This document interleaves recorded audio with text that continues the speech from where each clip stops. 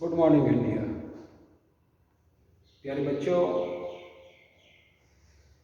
आज फिर एक बार मैं आपके बीच आया हूँ और आज जो माहौल पूरे देश का है, ये माहौल राष्ट्रीय आपदा का है। हमने कभी सोचा नहीं था कि ये दिन देखना पड़ेगा, पर कल जिस तरह के आंकड़े आए हैं वो काफी डराने वाली आंकड़े हैं।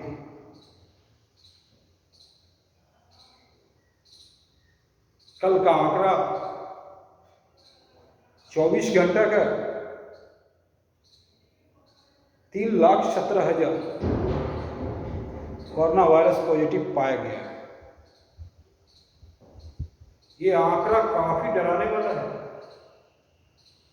अब तो पूरे देश में अफरा तफरी मच गई है। हर जगह ऑक्सीजन की कमी, हर जगह बेड की कमी, हर जगह डॉक्टर की कमी अब सामने आने लगी है। और ये किसी भी राष्ट्र के लिए ऐसी स्थिति से निपटना किसी भी राष्ट्र के लिए मुश्किल है। चाहे वो इंग्लैंड ही क्यों ना हो, चाहे वो अमेरिका ही क्यों ना हो, जहां हम अपने हॉस्पिटल की फैसिलिटी के अनुसार 300 या 400 बेड बनाते हैं और एकाएक अगर 4,000 रोगी पहुंचने लगे तो क्या होगा? आपने कभी सोचा है? ये विकराल रूप महामारी का ले लिया है और इससे सचेत ना रहा जाए तो मौत के मुंह में जाना लगभग तय है। क्योंकि इस बार का वायरस काफी खतरनाक है। अगले बार वायरस फेफड़े तक पहुंचने में, यहां तक पहुंचने में 10 दिन का टाइम लेता था, पर इस बार का वायरस फेफड़े तक पहुंचने में मात्र 3 दिन का समय लेता है। मात्र 3 दिन का। और जब फेफड़े तक पहुंच जाता है तब बात बिगड़ने लगती है।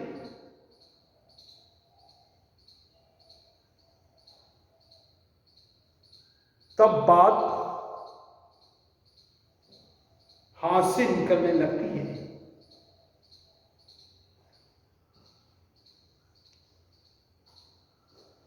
हमारे पास फेफड़े 2 होते हैं, पर वायरस किसी भी फेफड़े में पहुंचा तो दूसरे भी फेफड़े को प्रभावित कर देते हैं। वो वायरस काफी खतरनाक है। और फेफड़े में पहुंच के वो जाम कर देते हैं श्वसन तंत्र को। फेफड़े में पहुंच के फेफड़े के नली को जाम कर देते हैं, जिससे कि हमको सांस लेने में दिक्कत होने लगती है। और ये तब निमोनिया का रूप ले लेता है जब फेफड़े तक पहुंच जाता है।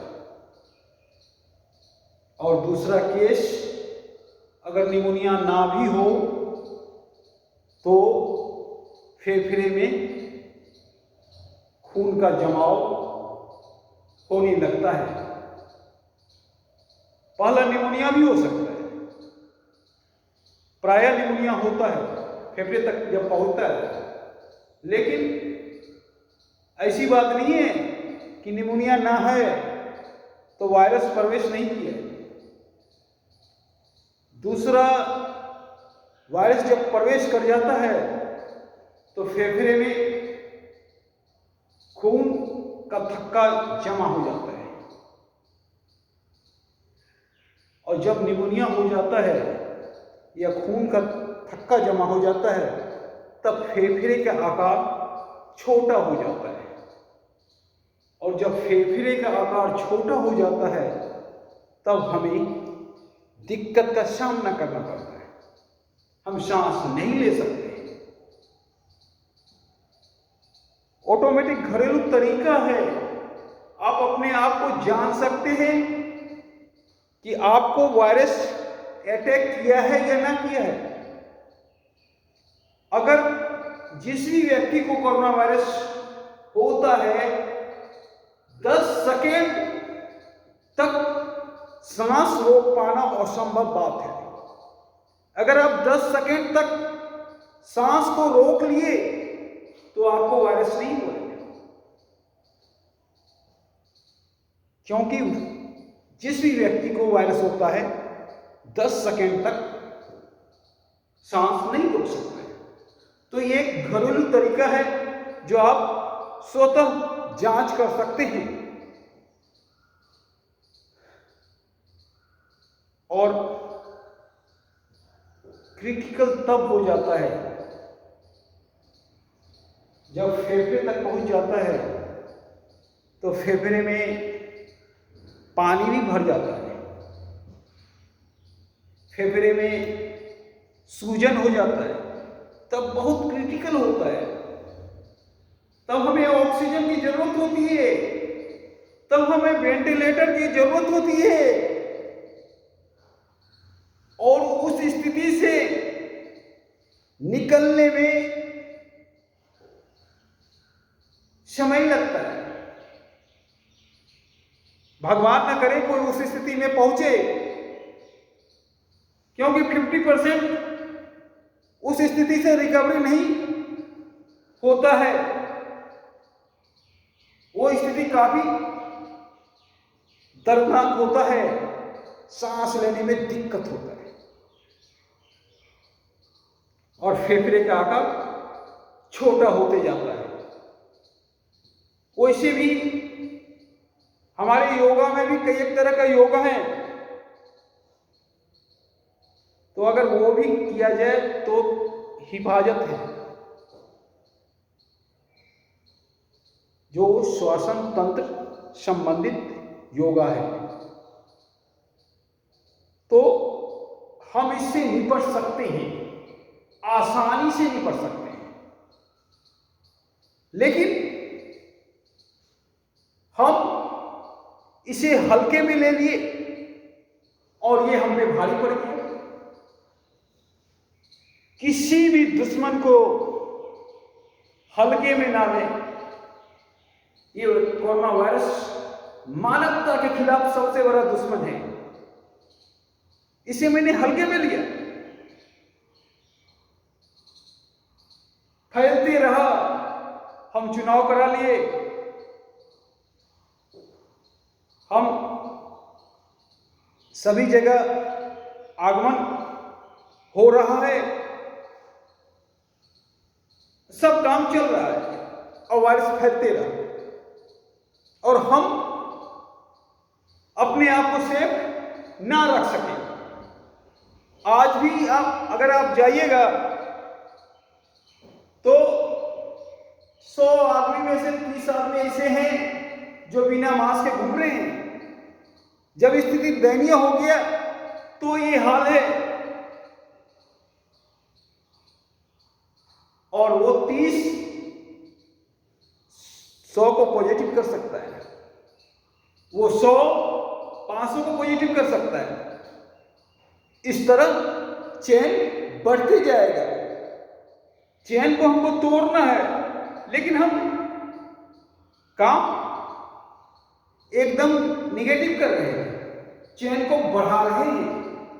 ये कहीं ना कहीं हमारी गलती है, कहीं ना कहीं हमारी असफलता है।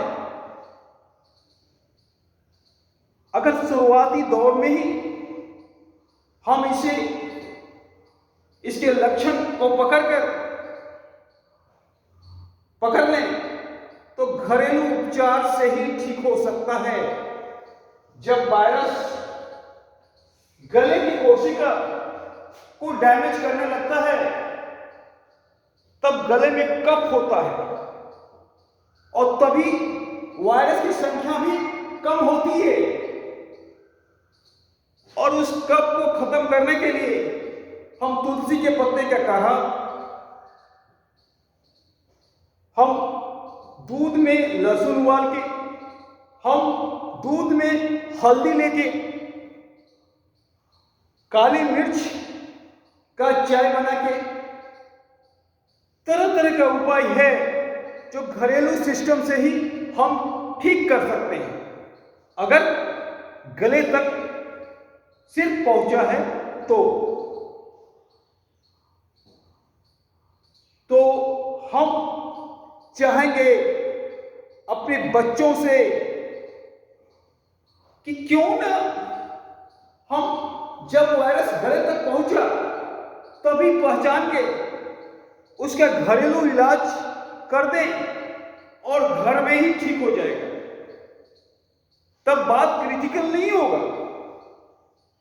अगर शुरुआती दौर में कोरोना वायरस को पहचाना जाता है तो ये सर्दी के जैसा है, ये आम रोग है, इससे घबराने वाली बात नहीं है।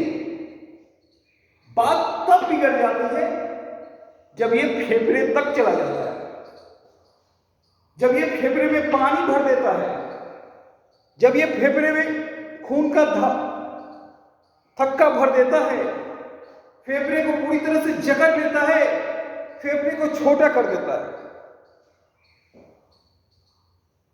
और उसके लिए जरूरी है कि हम जागरूक रहें, हम हर हमेशा मास्क का प्रयोग करें, हम हर हमेशा हैंड को वॉश करें,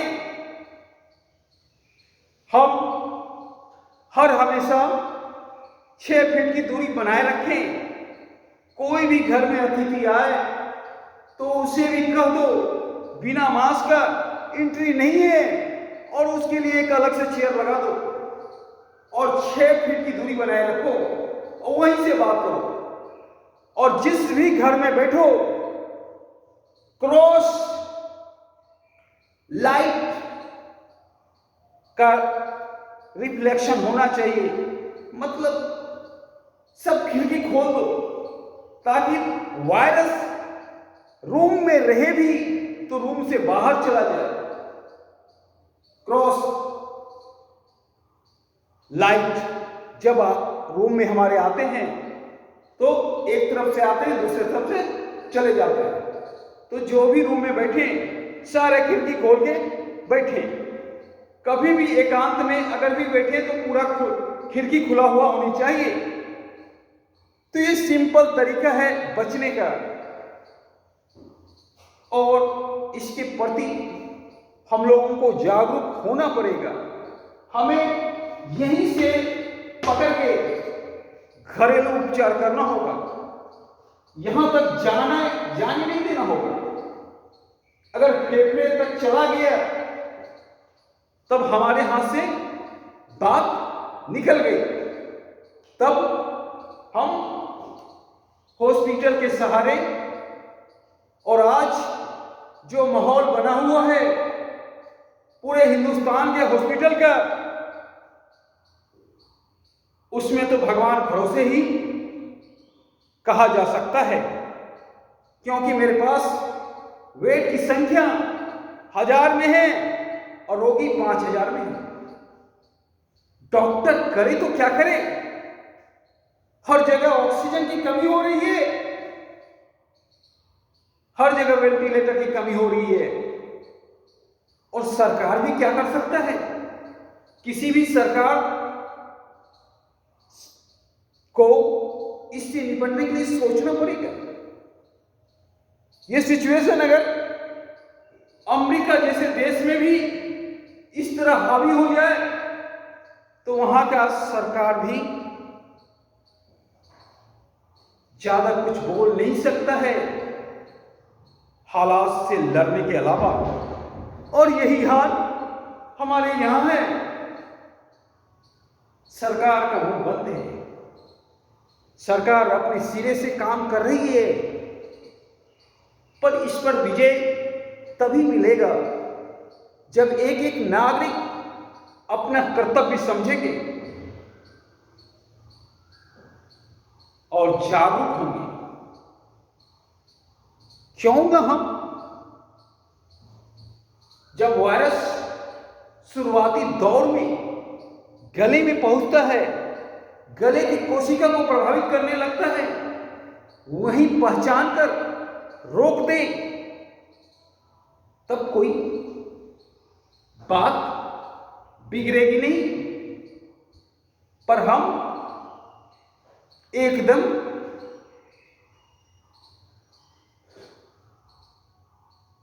मतलब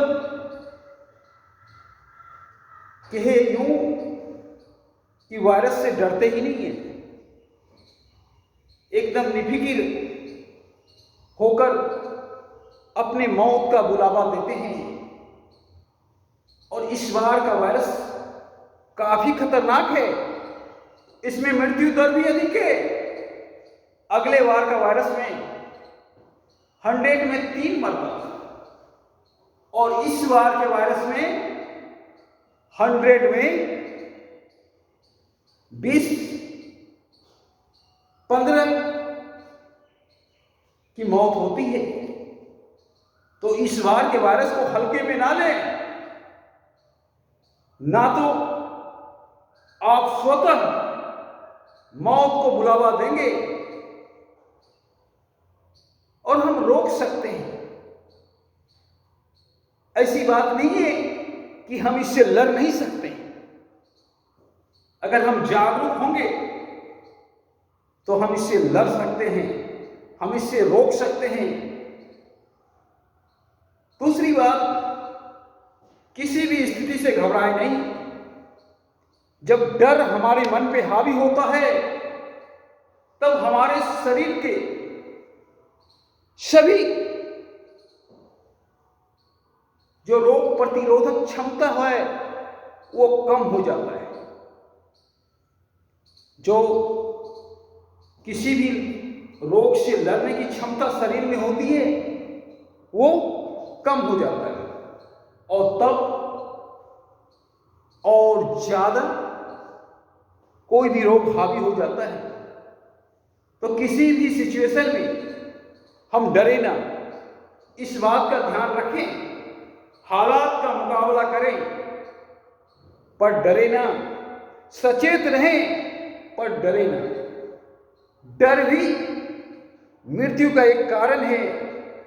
75% केस में जब सांप काटता है तो आदमी सांप की जहर से 75% नहीं मरता है।